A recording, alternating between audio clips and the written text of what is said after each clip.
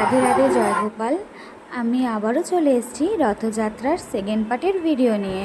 আশা করছি তোমরা first part অনেকেই দেখে নিয়েছো, তো যারা যারা দেখোনি তো প্লিজ আমার প্রোফাইলে গিয়ে দেখে নিও।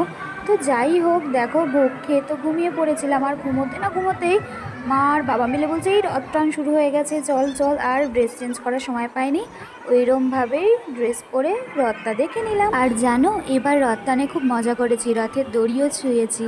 তোমরা হয়তো আমার লাইভ দেখে থাকলে অনেকেই জানো। তারপরে যাই হোক, গোপুসোনাদেরকে দাদার নিয়ে আসা জিলাপি আর মিষ্টি দিয়ে পুজো দিয়ে দিলাম। তারপরে আমরা সবাই মিলে চলে এসেছি ফুচকা খেতে। আর যেহেতু নিরামিষ খেয়েছি, তো তার জন্য ভাবলাম যে ফুচকাই খাওয়া যেতে পারে, একমাত্র ওটাই আছে নিরামিষ।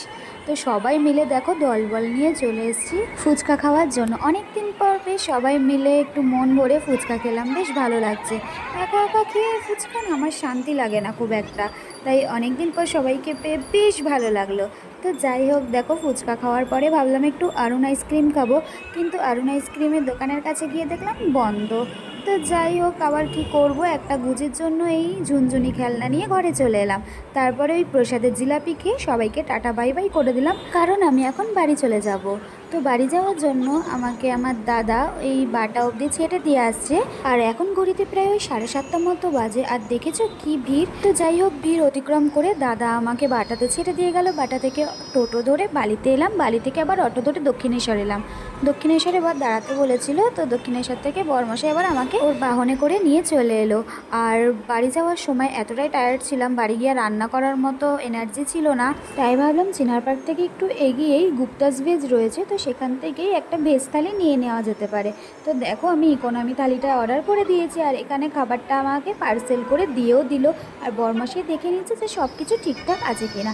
তারপরে আমি গাড়িতে ওঠার সময় বরকে বললাম যে তুমি কি খাবে। ও তো প্রত্যেকবারের মতো বললো যে এবারও আমি বিরিয়ানি খাবো। তো ও বিরিয়ানি নিতে ঢুকে গেল, আর আমি এখানে বসে অপেক্ষা করলাম। তারপরে দেখলাম অপেক্ষা করতে করতে বিরিয়ানিটাও বরমাসাইকে দিয়ে দিল। দেখো খাবার দাবার নেওয়া হয়ে গেছে। এবার আমরা বাড়ি ঢোকার মুহূর্তে গুজির জন্য একটু আইসক্রিম নিয়ে নিচ্ছি। বাড়ি চলে এসে ফ্রেশ হয়ে কিছুক্ষণ রেস্ট নিলাম, তারপরেই দেখো খেতে বসে পড়েছি।